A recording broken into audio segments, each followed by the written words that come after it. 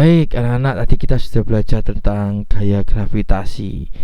Setelah gaya gravitasi kita mau belajar tentang gaya apa ya? Keluar.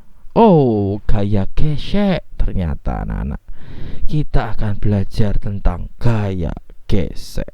Nah, oke, kita lanjutkan. Apa sih yang dimaksud dengan gaya gesek? Nah, ini kemarin kita sudah bahas ya di tema 7 subtema 1. Gaya gesek itu terjadi jika dua permukaan benda saling bersentuhan. Itu kalau tidak saling bersentuhan ya tidak ada namanya gaya gesek, ya kan? Begitu. Jadi dua benda yang bersentuhan itu adalah menimbulkan gaya gesek. Nah ini besar kecilnya gaya gesek dipengaruhi oleh permukaan kedua benda yang bergesekan anak-anak. Ketika makin halus permukaan bendanya, maka gaya gesek semakin kecil. Tapi kalau semakin kasar permukaan benda, maka gaya geseknya juga semakin besar. Nah, lebih gini. Ini cuacanya normal ya, bukan hujan. Mengapa kok kita lebih sering terpeleset di dalam rumah di atas keramik daripada kita terpeleset di jalan yang beraspal? Kenapa? Ya karena keramik itu halus, maka gaya geseknya kecil, sehingga kita kalau misalkan alas kaki kita basah, kita terpeleset, makanya kita keset supaya airnya memperbesar gaya gesek supaya kita tidak terpeleset. Tapi kalau di aspal kita tidak akan terpeleset kalau cuaca normal seperti ini. Tidak ada air ya. Itu anak-anak. Jadi makin halus permukaan benda, maka gaya gesek akan semakin kecil. Tapi makin kasar permukaan, maka gaya gesek juga akan semakin besar. Nah, anak-anak yang terkasih, ini contoh. Nah, anak-anak yang terkasih, ini gaya gesek itu pada benda selalu bergerak dengan arah yang berlawanan dari gerakan benda. Itu gaya gesek. Contohnya seperti ini di gambar ini. Ini gaya dorong. Shrek, dia mendorong meja ini maju ke sini. Nah, gaya geseknya kemana? Maju ke sana. Itu gesek. Memang tidak terlihat. Jadi kan kayak gesek ini ya. Lihat tangannya Pak Agus. Set. Ini contoh simpelnya. Lihat, yang Pak Agus gerakan ini adalah tangan kiri. Kalau kamu lihat di situ tangan kanan. Ya, kamu lihat di situ tangan kanan. Tapi tangan yang satunya Pak Agus ini diam. Ini diam ya. Kita lihat.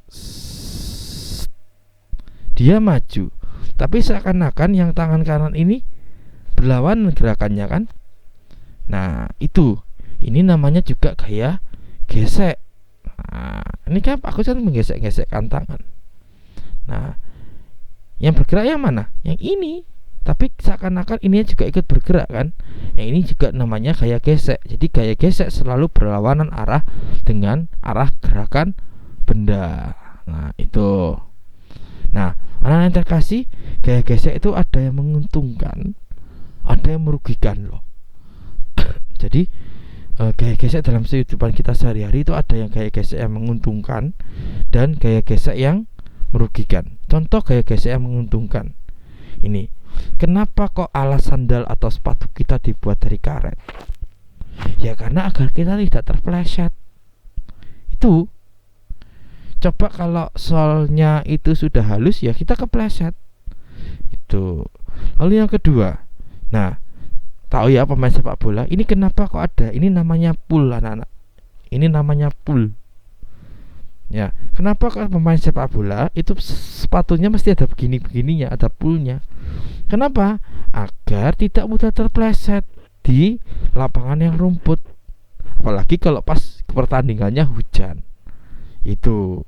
Jadi supaya memperbesar gaya gesek, supaya agar pemakainya tidak mudah terpeleset. Lalu ada lagi gaya gesek yang menguntungkan. Nah, ini juga rem. Coba bayangkan kalau kendaraan kita sepeda atau sepeda motor tidak ada remnya, bakalan bahaya. Nah, rem itu berfungsi untuk menghentikan laju kendaraan, menghentikan laju sepeda. Dia akan mencepit rodanya sehingga akan menimbulkan gaya gesek, sehingga perputaran rodanya itu semakin pelan. Itu nih, itu makin pelan dan akhirnya lambat laun menjadi berhenti. Lalu lanjut lagi. Nah, ini dia. Kenapa kok ban kendaraan dia pernah lihat ya roda ban mobil seperti ini? Kenapa kok ada alur-alurnya seperti ada motif-motifnya seperti ini? Untuk memperbesar gaya gesek yang terjadi antara ban dengan jalan raya. Kalau ini ban ini sudah mulai halus, maka harus diganti. Kalau enggak gitu jadi slip namanya. Jadi bisa tergelincir itu mobil, tidak pakem nempel di aspal. Itu anak-anak. Jadi ini memang dibuat supaya beralur seperti ini untuk memperbesar gaya gesek. Nah, contoh gaya gesek yang merugikan, ini dia contoh gaya gesek yang merugikan.